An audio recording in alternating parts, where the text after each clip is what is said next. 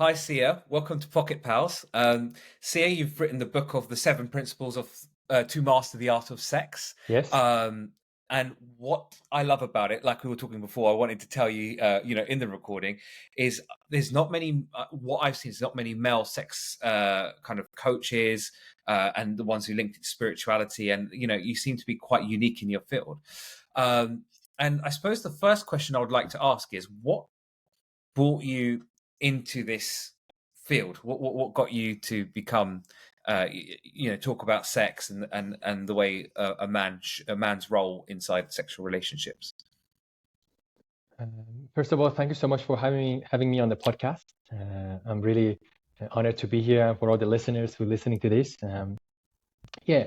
Um, well, to be honest, my journey started when I was 17 years old, and when I had my first, I would say, sex advice from my brother's friends. I was really shy. I had no idea what was going on. And one day they just sat me down and they asked me questions about, hey, Sia, have you had sex before? Or are you a virgin? Blah, blah, blah. And I was like so shy. I was like, yeah, I'm a virgin. And they started like giving me tips.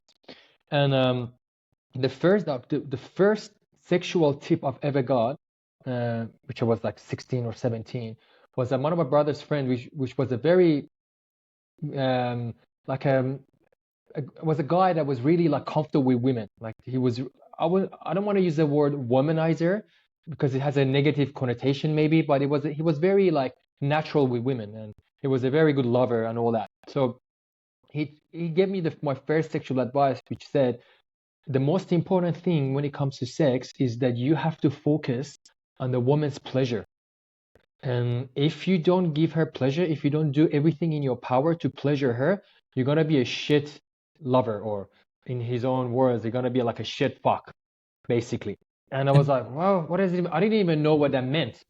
So me having that as my first ever sexual advice, since then, every woman that came to my life, my mission basically in the bedroom was how I can pleasure this woman. Like I, I didn't even think about myself because I thought sex is all about pleasuring the woman. It wasn't about me. So I read books how to pleasure women. Every woman came to my life, or my like brother's friends. Always like investigated since I was 18, 19, 20, all the way up. Every woman came to my life.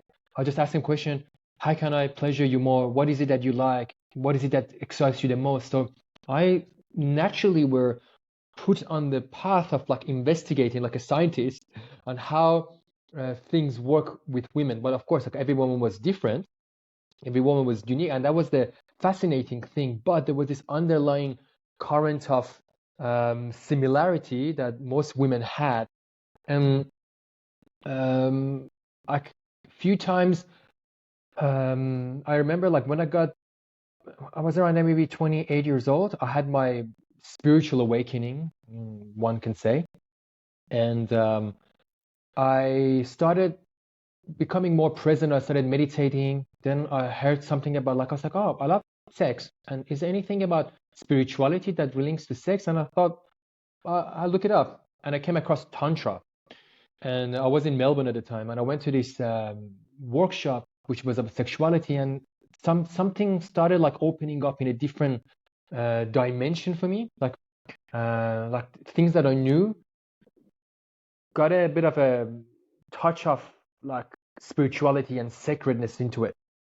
So my lovemaking turned into something more like conscious, I would say. But still, I was new into that realm, and I moved to London, and there, and the interesting thing is that in my reality, I was really good in the bedroom, but I was really bad when it came to dating. So I was like, if I had a woman that liked me and we got into the bedroom, I knew my territory there. But I was really shy and not so confident when it came down to like actually meeting women and like connecting with them at the first place. So towards the end of when I was in Australia and I moved to London, I became really fascinated with this dating world. And I found this very amazing coach, which was not this pickup artist crap that was just like, yeah, it was actually very like conscious based dating coach. So I followed him, and it got to a point that I just realized, you know, I rather stick to the field that I'm more comfortable and know more. And because like people are telling me, yes, go towards dating coaching. I started actually doing coaching men on how to date, but then I realized, okay, now I'll stick to my field of expertise per se because I know that more.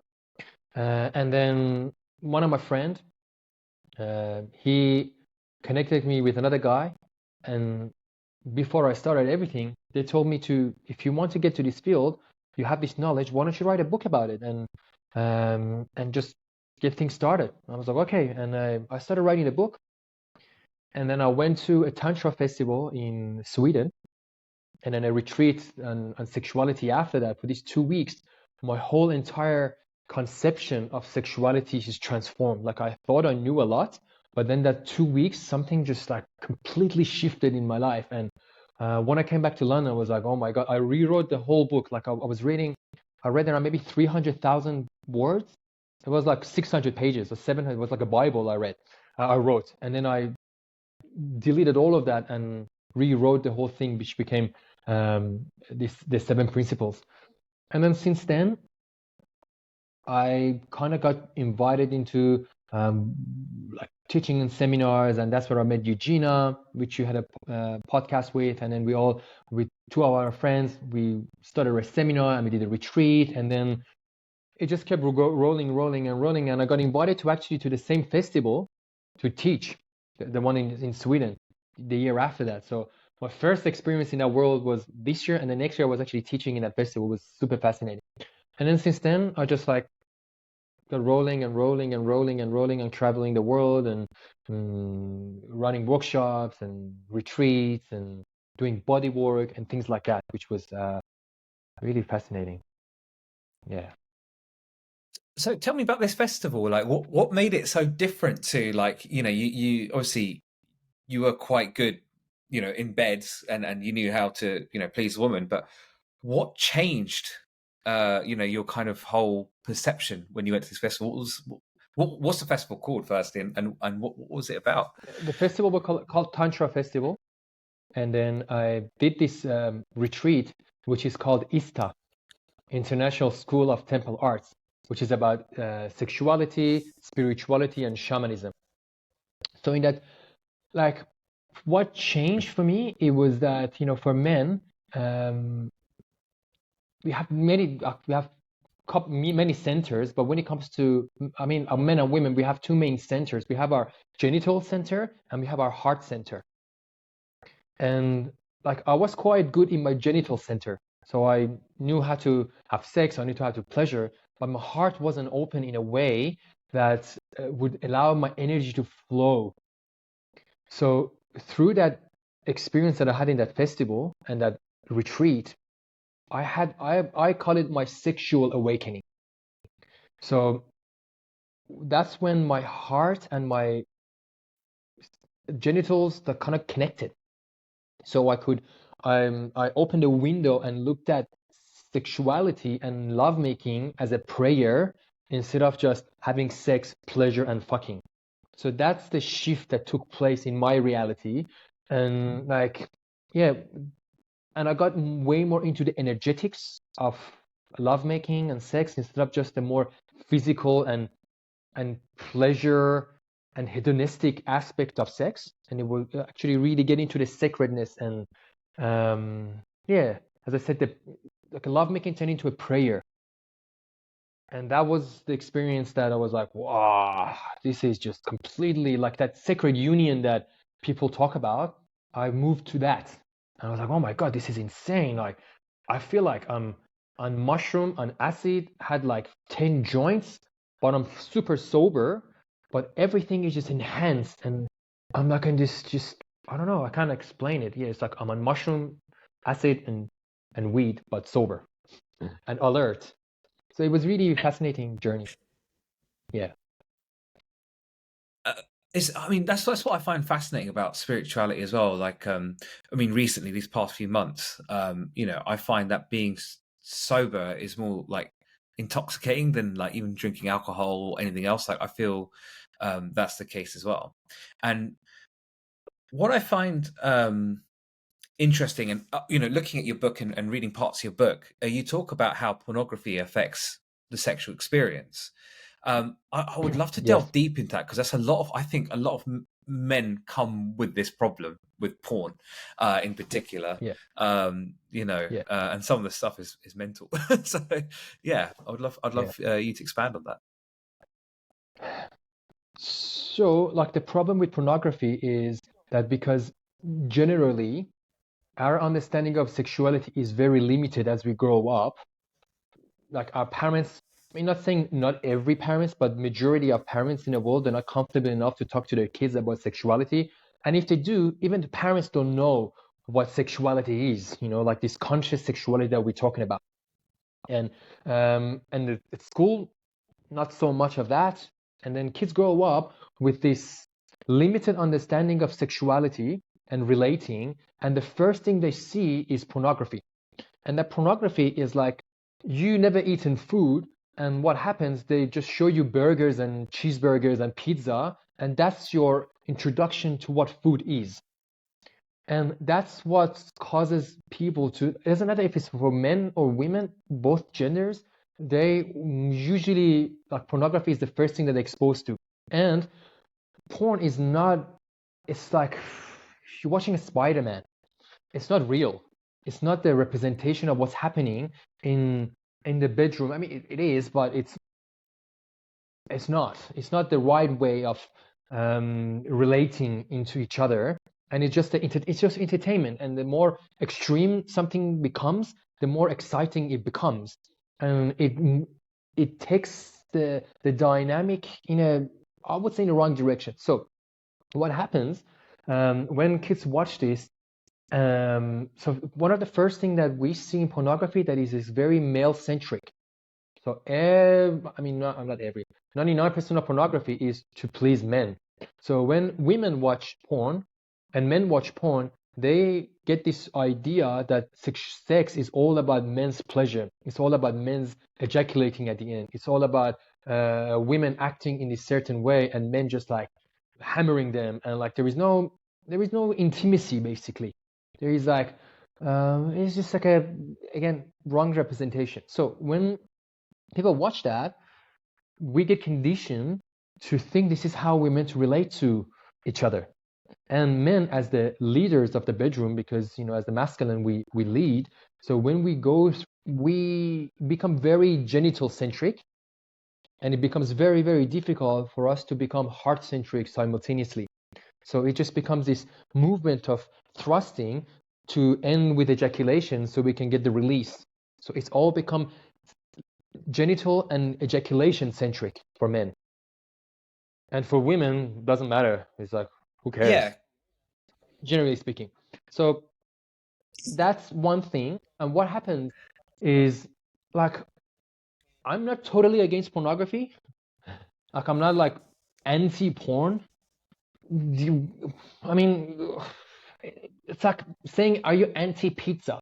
No, like, I don't eat pizza. Maybe twice a year I eat pizza. I know the consequences of eating pizza, but I'm detached from that just pleasure centric of like dopamine chase of pizza. If you eat pizza every day, you're gonna have heart attack. You're gonna get obesity and like diabetes and all that. So this is not something that you want to have every day. You don't even want to have every week.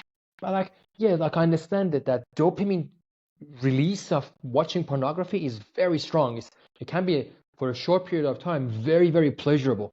However, when we get used to this dopamine chase, it affects our life in many negative ways because it's so easy to access. And just like the heat of just going to this ocean of all these possibilities. And it's just like, it's, first of all, it's fake. Two, it's, again, it condition our mind, again, as I said, to look at, to like ejaculate in a different way. Like when men, especially men, when they watch porn, they don't thrust their hip. They're just lying down or sitting, in this hunch position or whatever position they have, watching the screen, and they jerking off to the point of ejaculation. So overdoing this, you're teaching your body this is how you're meant to ejaculate. So when you're actually with a woman and you're meant to thrust, this is the completely new pattern that you have to get into. So it just becomes like all chaotic.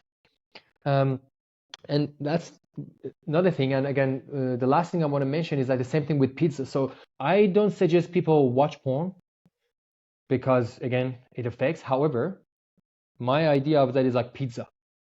If you want to eat pizza, if you want to do it like once a year or twice a year or once a season, and like you can't, because it's fun to watch. I mean, of course, after that, most people get this feeling of like, oh, the same that you do when you eat pizza. When you're eating, you're super happy, but after you're like, oh, I'm so heavy, and you want to go sleep. You just for the experience of eating pizza, you can do it every now and then. Just for the experience of watching porn, if it's once a year or twice a year, we go for it. But more than that, it just affects your psyche, it affects your body, it affects the way you relate to other people. So it's like it's not good for you. I can say it's just very bad. Yeah. I mean, how Was that does it clear? affect? Like, yeah, it was, and what I see in that is that basically it really does. It affects being in the moment. It affects kind of like when you're actually making love. It actually affects how you approach sex as well, because it focuses Yeah. more on the genitals rather than the heart. And I mean, how can men become more in the moment during sex? Like, how can they be more present? Like, what practical advice or techniques do you have to do that? Um, the most important practice to become present is meditation. So I believe every man that wants to become a better lover need to start and include some sort of meditation or mindfulness practice in his life. This is just like, I believe that's just the first thing, necessary thing for a man to do. However, if you're not meditating, it's okay. Like I wasn't meditating and I was still was present at the time when I was younger. So what I figured out that worked best for me, and if you're not meditating, is to, because our mind is single focused. So you can either be focused on your thoughts. So in my own personal experience and the clients that I work with, well, I give my own example. So when I was younger, sometimes when I'm just making love, I was just thinking about like, oh my God, what am I gonna do? Or am I gonna get hard? Or oh my God, she's so hot. What if I just like not be able to like impress her or perform well or all that? So instead of being there actually with her, I'm up here and thinking all about the nonsense. So as men, when we are not present, I'm going to get to how to become more present. If you're not present and we up in our head, so we get stressed because like the anxiety comes up, the pressure comes up, and that pressure and then the release of the stress in our body causes our opportunistic behavior in our body or functions to shut down. It's like when you get stressed, it's like a cyber tooth is attacking you. So the last thing your body wants is to be erect in that moment. You don't want to be erect and running away from the cyber tooth like tiger. So your body automatically goes into a point that it is not the time for me to be aroused and have sex and make babies, run, or fight. So we get to this, and our body sexual function usually shuts down. So a lot of men who have difficulty getting hard is because they're up in the head. Or if they come too quickly is because, again, they're up in the head, and when the sexual energy builds up, they have no awareness of what's happening within their body, so they ejaculate very quickly. So stress in men and when it are present can lead to, I mean, many things. One, again, inability to get hard. Two, ejaculate very quickly. And three, being super selfish and narcissistic during sex because you're not actually aware of what's happening within your partner. So it's just very self-centric. Now, one of the things that is really, really important to do, like there are a few things you can do to become more present while having sex, or during lovemaking, is to focus on your breath. So one of the things that I've discovered, and I tell all my male clients to know, is that you don't need to rush. Like, I had this idea, it's like, if I don't go quickly now, it's gonna end. It's like food, it's gonna get cold. No, it's not gonna get cold. So you can just like always, you have always more time, and then always remembering that the slower you move into it, the better, because a woman's body is like water that you need to boil. It takes time for it to boil. It just like, the more you give it time, the hotter it gets. So you don't want to rush into it. So that the fact that you don't need to rush into it, and it's okay if you're not hard. It's okay. You can just take your time and like feel feel the touch, feel her, because at the end of the day, you've been working really hard to get this woman into your bedroom. So now she's there. Just savor it and enjoy every bit. Don't rush. So that not rushing can, like, the idea of, okay, I don't need to rush, can relax, man. Two, focusing on your breath as you moving along, and every now and then, like, becoming aware that, okay, I need to center myself and few deep breath. Knowing that you can slow down, knowing that you can pause, knowing that you can just like be still even while you're just going really hard at it. You can do all of that. But the thing is, again, when we watch porn, because non-stop action, we think, oh, there's no awareness of men that you can actually slow down or pause, because we've never seen that possibility.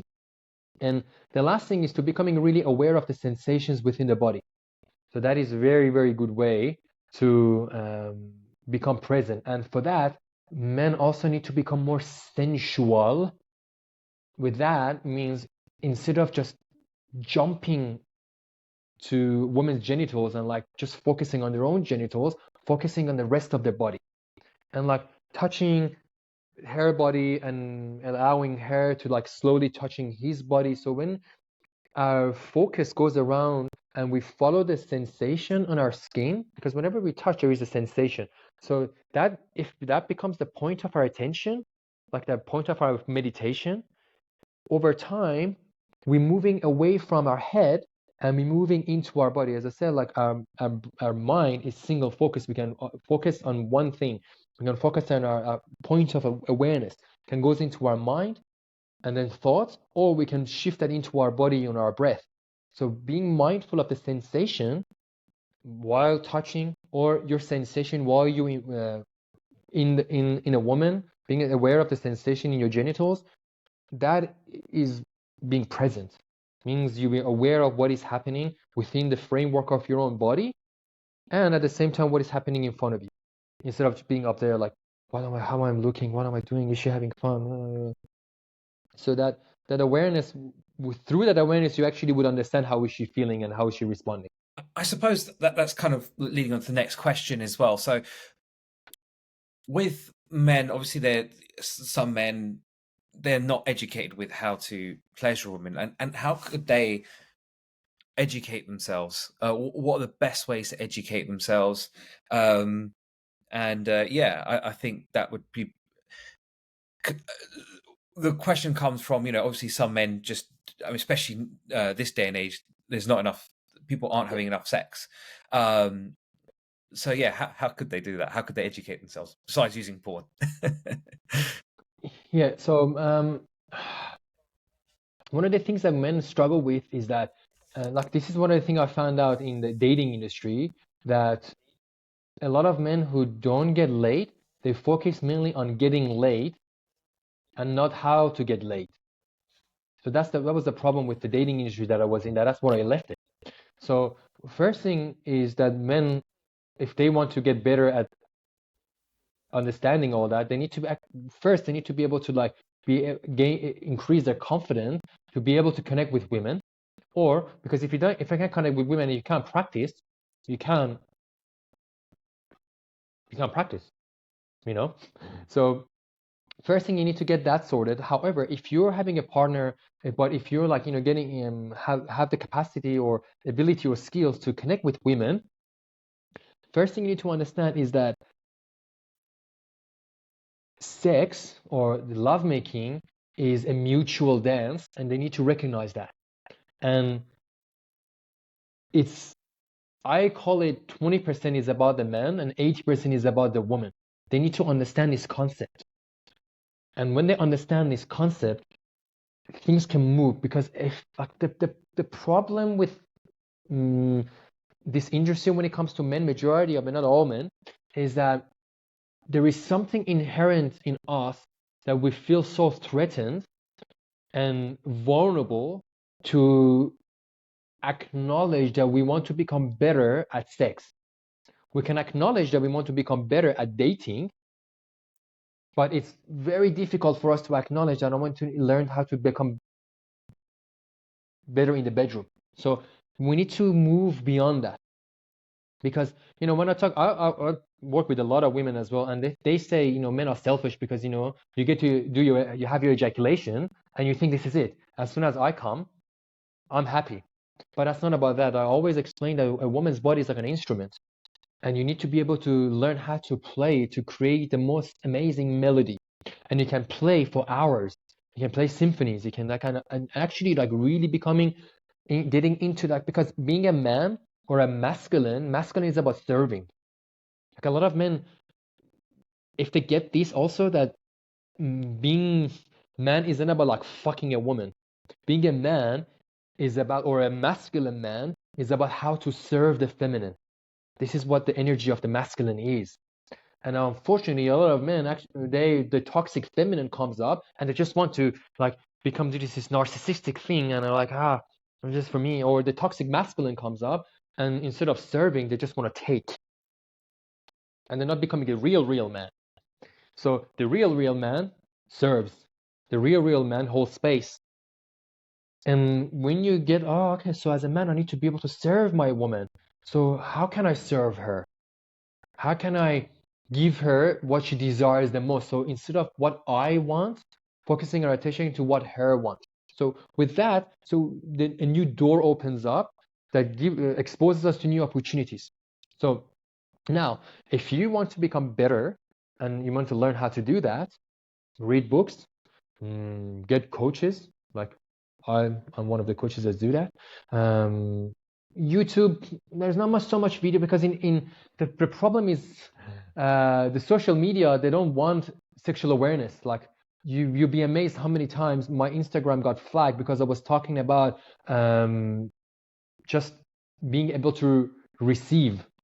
So it's like, I didn't use the word sex, I didn't use the word like anything. It's just about receptivity during lovemaking. They flag me. So it's a little bit harder to find information maybe online, if the correct information, because as long as it's not very genital based. But there are, I'm sure there are people out there that they can follow. There's a school called ISTA, International School of Temple Arts. That's really good. There's amazing retreats. They can read my book. My book can be very, very helpful. And yeah, there are plenty of books. This book's called What Women Want.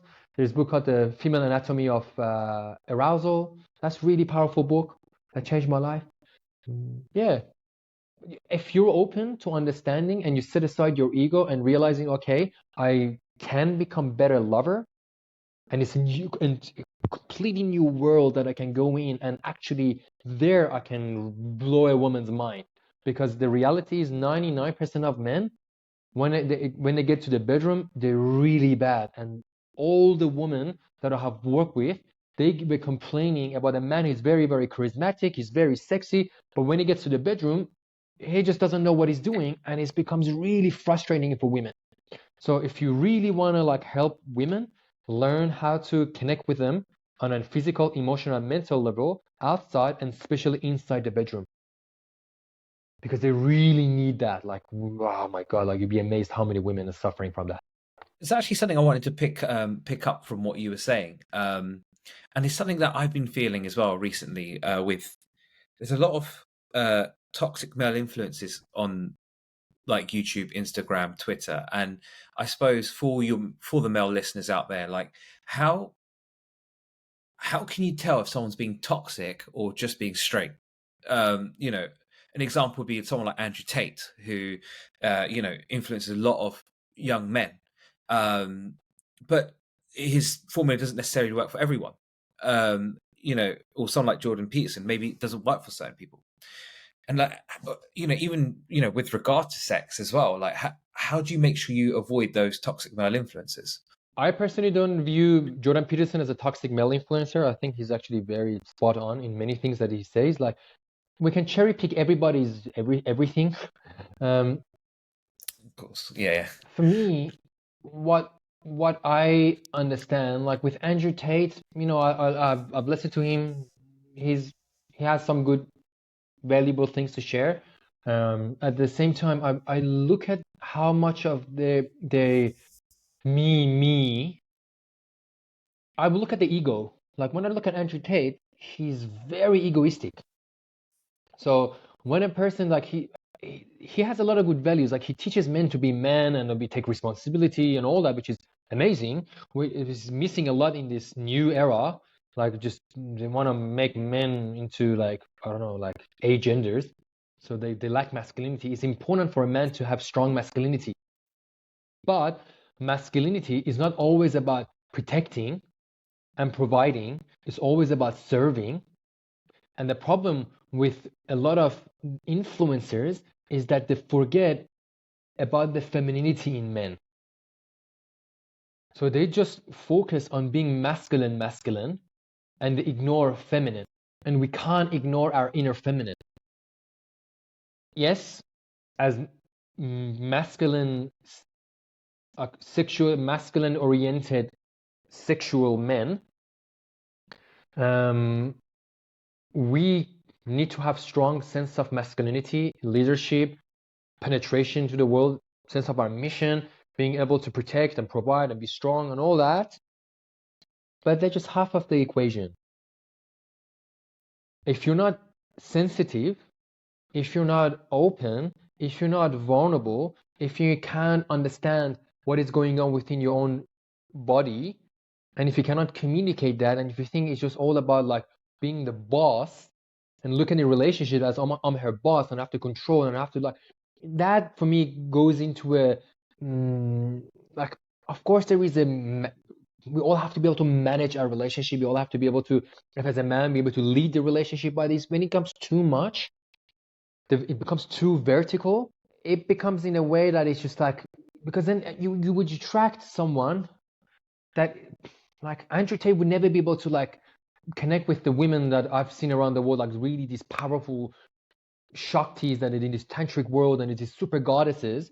He can never attract a woman like that. He can attract a woman who's like not very secure in herself. So he needs this really strong figure that takes all the decisions for her. In a way, I'm generalizing. So if you want to be really like find a powerful woman that is in her power and is her feminine, you also need to be able to develop your inner feminine to be able to connect with her. And through your masculinity, this is what I explain to men. Your masculinity creates trust. And your femininity creates safety in a woman. So if you're just masculine, she trusts you, but she doesn't emotionally or physically might feel safe to open up. So if you're not developing your femininity, you not be able to like really experience intimacy. I don't personally can picture Andrew Tate making love to a woman and having a sacred experience. I cannot picture that. Maybe he can. I'm just projecting, but I can't see him really like worshiping and honoring and like being a divine masculine to open a woman into love. I don't see that through just the way I don't know again or Andrew Tate type. So I mean get the good yeah. things from these men, but it's just a balance of heart. Heart is missing. You know, it's just the heart. Heart needs to be there. Yeah, I see your point. I mean, what Andrew Tate, not the person, but the personality is projecting, Yeah, is missing that kind of heart and that connection, and that feeling of safety. I'm going to ask you a really yeah, Socratic, a really Socratic question, and it's a hard question, but sure. I think you probably have a better grasp of it than I do. What does masculinity mean, and what does femininity mean? Because me personally, I can see that being different in different cultures and different societies. But yeah, what do they mean? Let me just grab, because it's a very broad topic, and it's in each section it means something different. However, masculinity and femininity is two sides of the same coin. You can think about that. So I'm gonna make it like, since I say I'm gonna go a little bit deep in this. We live in a world of dualities, correct? So there is nothing absolute. The only thing is absolute is unity or God consciousness, we can say, that is just singular. And that singularity, when it broke down into fragments, so the relativity became to existence. So there was only one thing, and then it became few things. And for example, there was A, and there was B, and there was a space between A and B. So this triangle came to existence. So there was only just A, nothing else, and then A turning to like B and C. So there was B, C, and the space in between. So I'm just trying to get the picture. So this is relativity, and from that we have contrast, we have duality in this world.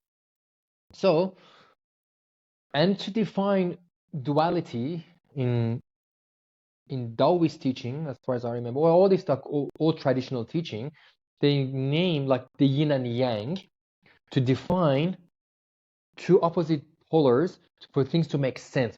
For instance, up doesn't make any sense unless you compare it to something that is lower. So left doesn't make sense. Left to what? So there's something, the right needs to exist. So left makes sense. Hot is 20 degrees hot. I don't know. Depends. In comparison to 10 degrees, it's hotter. 30 degrees, no, it's colder. So through relativity, we can define the world. So now masculinity and femininity are also two polar opposites that we can define certain characteristics, certain qualities, which doesn't mean either is better than the other. Like up is not better than down. Left is not better than right. Linear is not better than wavy. Fast is not better than slow. But at one point, you need to be slow, and one point, you need to be fast. So this is just what I'm going to say, that there is no better or worse when it comes down to understanding, is femininity better or masculinity? They both are equally important depending on what you want to do in that moment, what qualities you're pursuing, what is your goal. So in this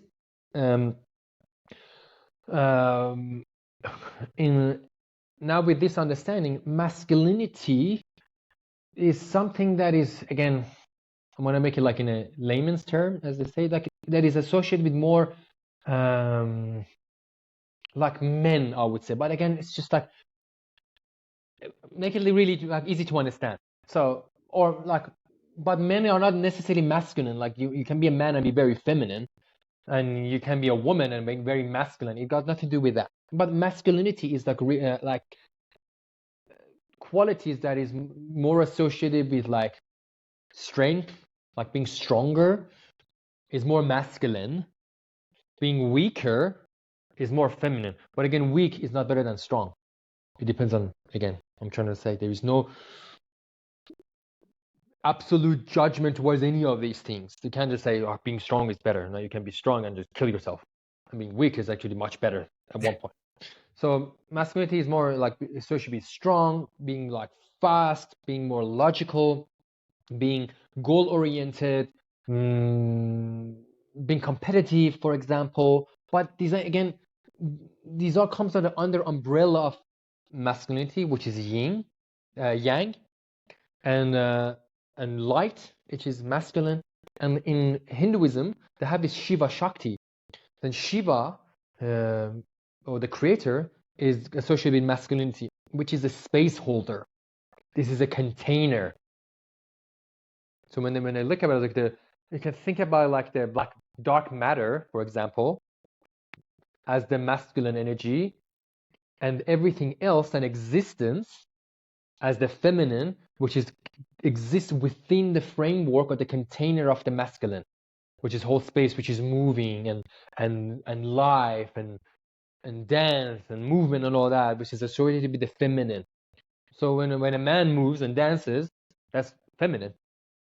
I mean, but I don't want anybody to think about feminine is like being less of a man. It's gonna say that. So femininity is like a qualities that are more but like with softness, with slowness, with more like wavy, like life, all of that. So it's like now being a masculine man for me means to like take a responsibility is a masculine thing. Rest is more feminine, but you need both again. And but again, being a masculine man, I would say is like just knowing your mission, being in touch with your mission, being in touch with service. Yeah, that's for me is a masculine man. But again, he also needs to be in his heart. He Yeah. needs to be feminine, so he can do all of that out of his generosity and out of his heart and out of his compassion for the whole world. So yeah, this is how I mean, it's very I broad. mean, Like it has to be masculine and feminine in what context? yeah. I mean, what I see from my life is like obviously it depends on different people and things work in different ways. But what I see in my life, being the father and being a husband, a lot of the masculine energy that I kind of project in this life is really about providing, supporting, and being there and turning up. Whereas with my wife, she's nurturing, caring, providing the color Of course. inside the house itself. And there's nothing like Mm-hmm. seeing my kids, kind of hug up to my wife. It's something very beautiful about that. And Yeah, something that you said as well about with regards to sex, and how it can kind of get you to the one or oneness. Like, how does that happen? that's a beautiful question. When we like, I'm sure. I mean, I'm not sure, but if any of the listeners or if you have meditated to a point that you realize, you get to a point that it's just everything is, and you're just there. And when we get to experience that with another person while we're inside of them and our bodies are interconnected, our our physical form are connected, and in a moment, if we turn sex into a meditation, it needs to be very slow. You can't just like boom, boom, boom, boom, boom, and be super, because that just becomes very like, it can take your awareness away. I've experienced it when it was like very slow. So when you you move into it very slowly, and you like, but your partner also should have some awareness to be able to like hold space for that. And you both moving into a very meditative state. Every thrust is felt. The focus is in the sensations within your body. She experiences the sensation within her body. There is this stillness that it moves forward, stillness that moves forward and moves forward and moves forward, and there becomes a point that, again, in my experience, because I can only talk about my experience, everybody's like they have their own experience. For me, it was like I didn't know where I was starting and where I was ending. I didn't know where I was her or she was me. So it was kind of felt like a merging of two emotional, physical bodies. This is how we felt. And I wasn't doing anything anymore, and I became just a witness of actually both of us. Like that's Osho said, there are four people like making love, like two bodies and two witnesses watching this.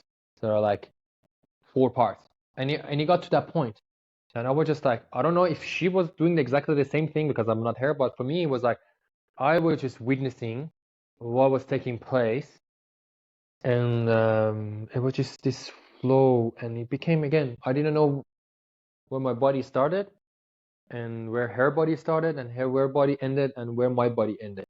So it just became like that. That's amazing.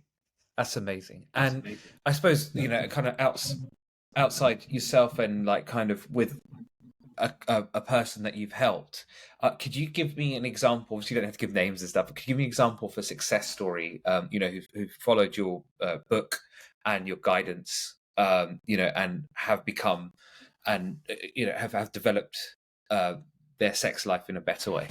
Yeah, actually, I wrote a text about it, a post. I'm actually, I am working with a gentleman. He's 24 years old.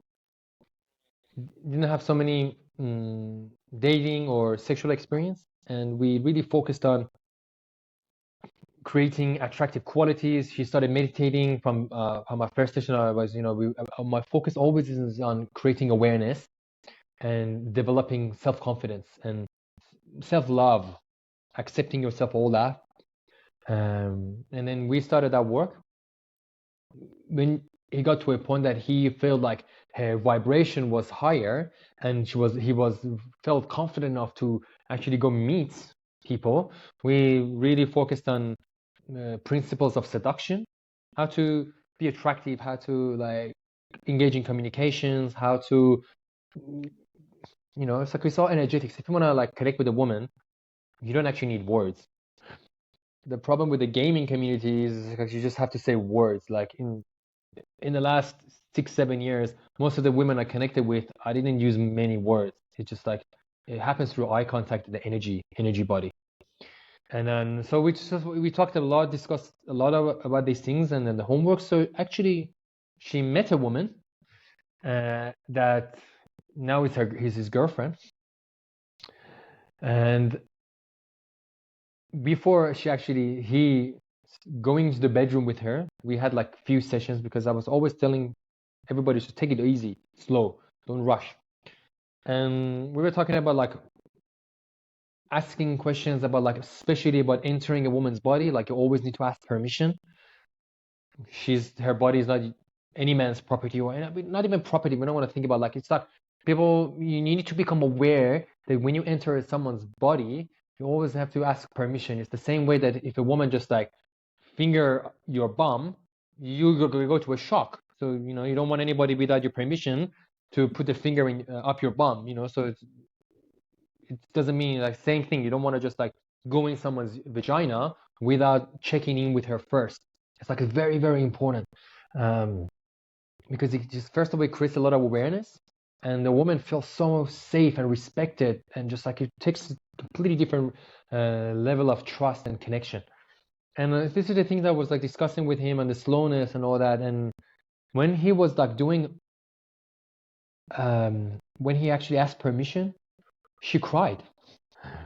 She cried in a way that like, oh my God, I can't believe like there's a man actually asked me this question. No one has ever asked me this before, and it allowed their intimacy to go much deeper.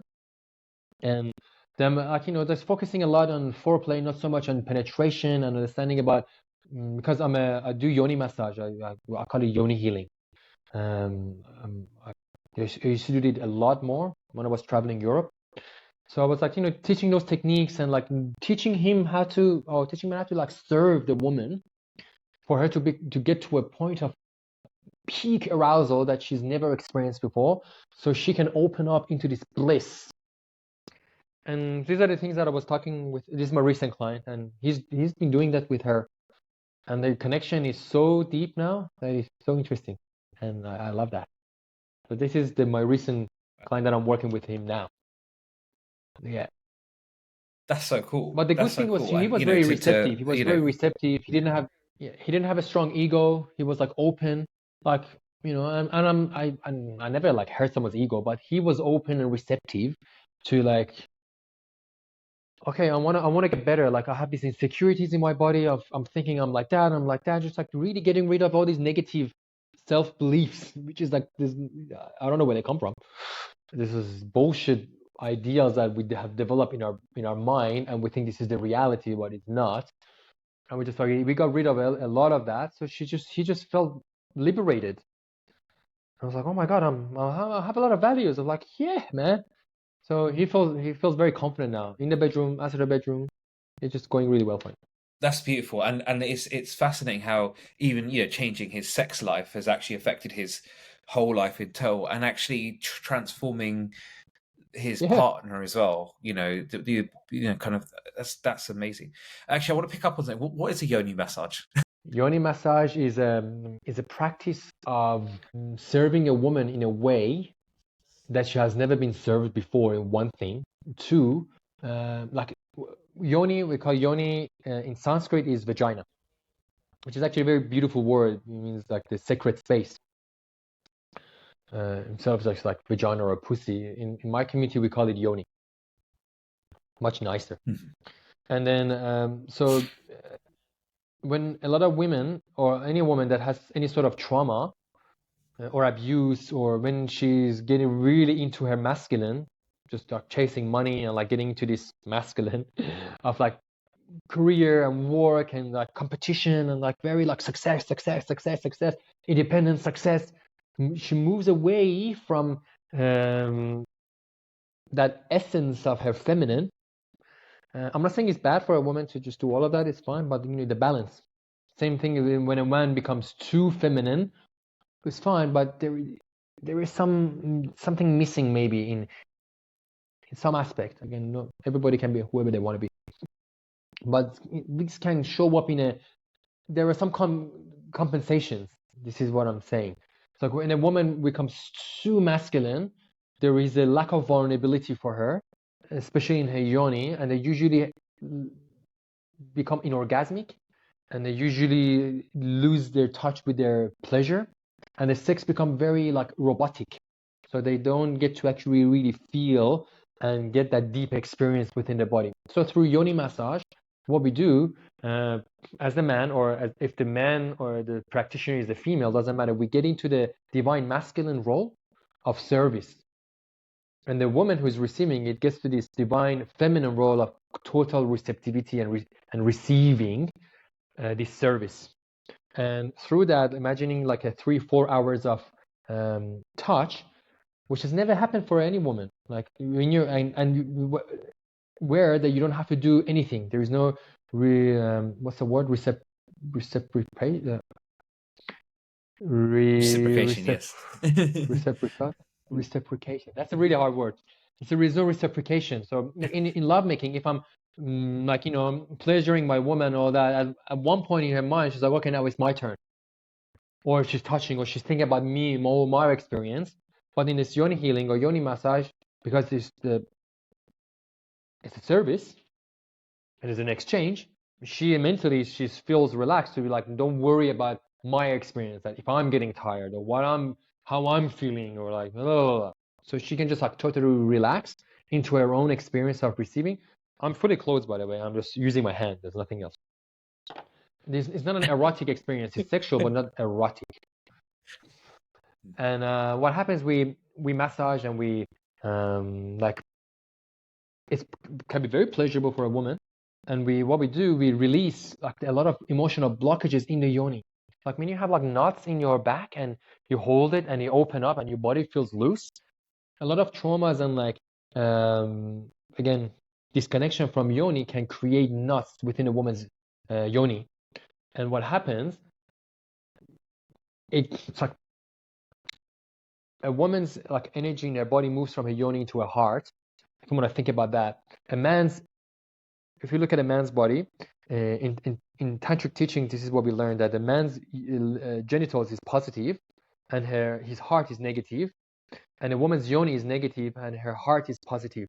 So the energy moves from negative and you go positive to the negative. So the energy moves from the man's genitals into a woman's yoni, and then from her yoni into her heart, and from her heart into a man's heart, and this circle continues.